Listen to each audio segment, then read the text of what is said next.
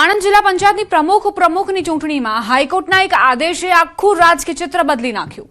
પ્રથમ ટર્મમાં આદિવાસી મહિલા અનામત બેઠક માટે ભાજપે મોટો ખેલ પાડ્યો, જેમાં ગઈકાલે રદ થયેલું ફોર્મ આજે હાઈકોર્ટે માન્ય રાખવાનો આદેશ આપ્યો હતો। હાઈકોર્ટના આ નિર્ણયથી કોંગ્રેસના પ્રમુખ બનવાના સપના પર પાણી ફરી વળ્યું।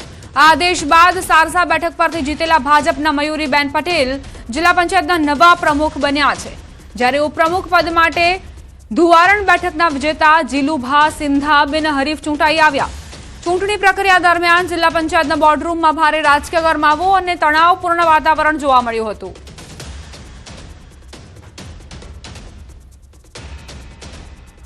બે દિવસથી જે પ્રકારે કોંગ્રેસ કે અમારા ઉમેદવાર જીતશે, લા ભાઈ 40 સીટોમાંથી તમારી 7 સીટો હોય, તમે કેવી રીતે પ્રમુખ બની શકો? બંધારણની કોઈ એવી જોગવાઈ છે? સાથે સાથે ખોટા પ્રમાણપત્રો તમે રજૂ કર્યા છે। અમારા બેને કોઈ પણ પ્રમાણપત્ર ખોટું રજૂ કર્યું નથી। તેઓ અનુસૂચિત આદિજાતિ સમાજની દીકરી છે અને ભારતીય જનતા પાર્ટીમાં સારસા સીટ ઉપરથી 5000 કરતાં પણ વધારે મતોથી જીતાયેલા અમારા ઉમેદવાર છે।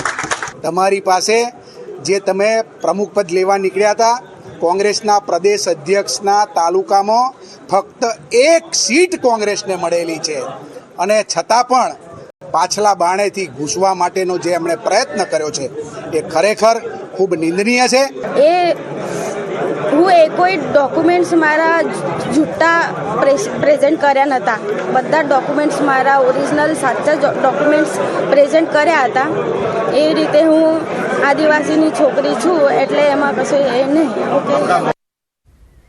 મહેસાણા મનપાના ભાજપના કોર્પોરેટર ચંદ્રકાંત પટેલને ફટકારાઈ કારણદર્શક નોટિસ। પૂર્વ નાયબ મુખ્યમંત્રી નીતિન પટેલ વિશે અભદ્ર ભાષા વાપરવા બદલ નોટિસ અપાઈ। મહેસાણા જિલ્લા ભાજપ અધ્યક્ષ ગિરીશભાઈ રાજગોરે નોટિસ પાઠવી। ચૂંટણી પરિણામ બાદ નીતિન પટેલનું અપમાન કરતો ઓડિયો વાયરલ થયો હતો। આદરણીય અગ્રણી માટે વિભત્સ શબ્દોના પ્રયોગની પાર્ટીએ ગંભીર નોંધ લીધી। ચંદ્રકાંત પટેલ પાસે 3 દિવસમાં લેખિત ખુલાસો માંગવામાં આવ્યો। સમય મર્યાદામાં ખુલાસો ન કરવા પર પાર્ટી દ્વારા આગળની કાર્યવાહીની ચીમકી અપાઈ છે।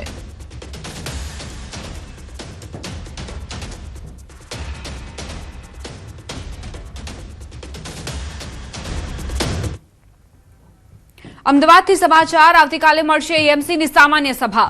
શહેરના મેયર, ડેપ્યુટી મેયરના નામની જાહેરાત થશે। સ્ટેન્ડિંગ કમિટીના ચેરમેન, દંડક અને નેતા પક્ષની પણ જાહેરાત થશે। સ્ટેન્ડિંગ કમિટીના સભ્ય માટે આજથી ફોર્મ ભરાશે। 12 સભ્ય માટે ભાજપે 21 કાઉન્સિલરો પાસે ફોર્મ ભરાવડાવ્યા। 21 પૈકી 12 સ્ટેન્ડિંગ કમિટીના સભ્ય બનશે। 12 પૈકી 1 હશે સ્ટેન્ડિંગ કમિટીના ચેરમેન।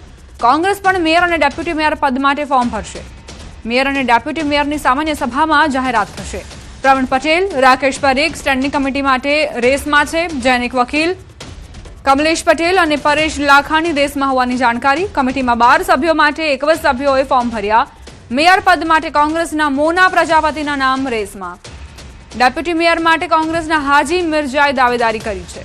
આવતીકાલે પ્રથમ વોર્ડ પહેલા 9 લોકો ફોર્મ પરત ખેંચશે। આવતીકાલે સવારે 10 કલાકે એજન્ડા બેઠક મળશે।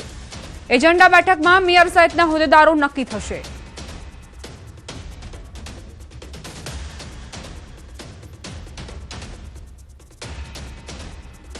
તો અમદાવાદને નવા જે મેયર બનશે તેને લઈને કાલે ચિત્ર સ્પષ્ટ થશે। મેયર, ડેપ્યુટી મેયરના નામની જાહેરાત થશે।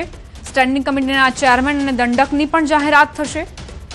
અત્યારે ભાજપે 21 સભ્યો પાસેથી ફોર્મ ભરાવડાવ્યા છે, જેમાંથી 9 લોકો ફોર્મ પરત ખેંચશે અને ત્યારબાદ સ્ટેન્ડિંગ કમિટીમાં આખરે કોને કોને સમાવવામાં આવ્યા છે તેનું ચિત્ર સ્પષ્ટ થશે।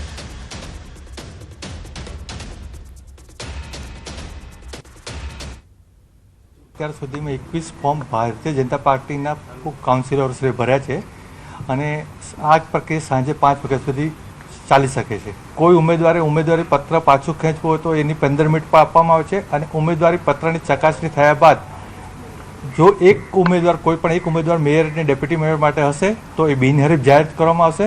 આ વખતે મેયરના પદ માટે ઓબીસી કેટેગરી માટે રિઝર્વ રાખવામાં આવી છે।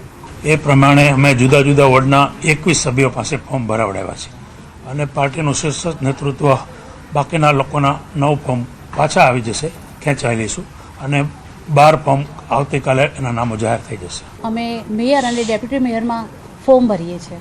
બહુમત નહીં હોવા છતાં પણ ભર્યું છે, પણ એક લોકશાહી છે. લોકશાહીને બચાવવા માટે અમે આ ફોર્મ ભર્યું છે. જો ચોક્કસ કોર્પોરેટરના આશીર્વાદ હશે તો અમે બહુમત ચૂંટાઈશું અને કોંગ્રેસ પક્ષમાંથી મેયર બેસશે.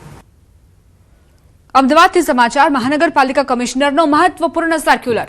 શહેરની ટ્રાફિક વ્યવસ્થા હળવી કરવા માટે નિર્ણય કરાયો છે. વ્યવસાયિક એકમો પાર્કિંગની જગ્યા આપે તો સવલત પાર્કિંગની જગ્યા નાગરિકોને નિઃશુલ્ક પૂરી પાડવી જરૂરી. પ્રોપર્ટી ટેક્સમાં માફીની વિશેષ સવલત અપાશે. વ્યવસાયિક એકમ થિયેટર માટે નિર્ણય, શોપિંગ સેન્ટર, સામાજિક સંસ્થાઓ માટે નિર્ણય, શૈક્ષણિક એકમો માટે મોટો નિર્ણય કરાયો છે. અલગ અલગ વ્યવસાયિક એકમો પોતાની જગ્યા પાર્કિંગ માટે ફાળવશે તો એમસી કરમાં માફી આપશે. શરતોને આધીન વ્યવસાયિક એકમોએ નિયમ પાળવાના રહેશે. વ્યવસાયિક એકમના પ્લોટમાં પાર્ક થતા વાહનનો ચાર્જ ન લેવા શરત છે. જે તે એકમે પોતાની પાસે હયાત પાર્કિંગના પ્લોટ અંગે સ્પષ્ટતા આપવી પડશે. અમદા પાર્ક નામની એપ્લિકેશનના માધ્યમથી નાગરિકો કેટલા પાર્કિંગ ખાલી અને કેટલા ભરેલા તે અંગે માહિતી મેળવશે. વ્યવસાયિક એકમે પોતાના પ્લોટના ક્ષેત્રફળ અંગે જાહેર કરવી પડશે માહિતી.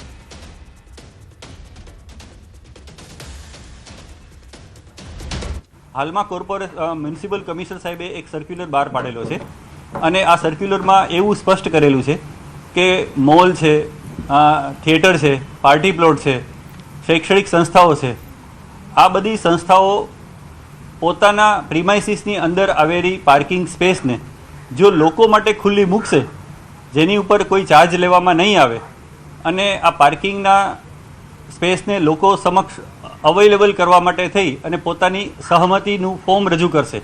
આવું ફોર્મ ઓનલાઈન રજૂ કરવાનું હોય છે. રોકાઈશું એક બ્રેક માટે. આપ જોતા રહો ન્યૂઝ 18 ગુજરાતી.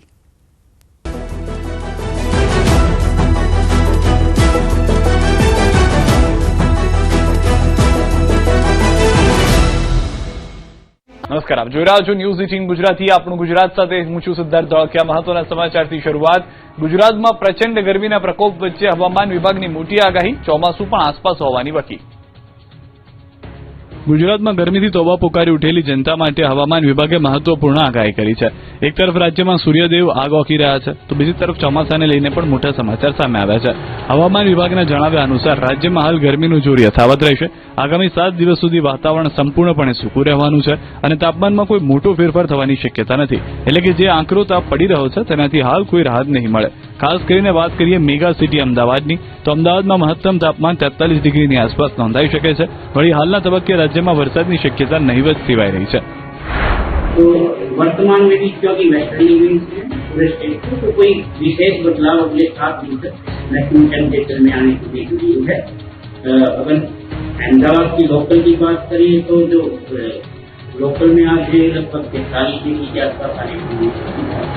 અસહ્ય ગરમી વચ્ચે રાહતના સમાચાર એ છે કે ચોમાસું હવે દેશના ઉંમરે આવીને ઊભું રહ્યું છે. ચોમાસાની પ્રગતિને લઈને હવામાન વિભાગે અનુમાન લગાવ્યું છે કે આગામી 1 થી 2 દિવસમાં કેરળમાં વિધિવત રીતે ચોમાસું બેસી શકે છે.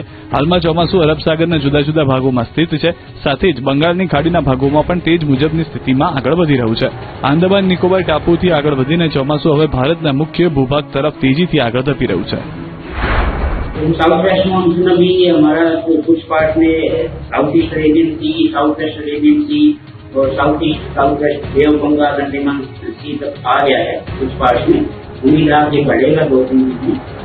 રસ્તા પર જોખમી સવારી સાથે વાહન ચાલકો બેફામ બન્યા. જોખમી સવારીનો વિડીયો વાયરલ થયો. અમદાવાદના ધંધુકા રોડ પરથી કાયદાનો સરેઆમ ભંગ કરતો એક ચોંકાવનારો વિડીયો સામે આવ્યો છે. આ વાયરલ વિડીયોમાં એક ખાનગી પેસેન્જર ગાડી ક્ષમતા કરતા વધુ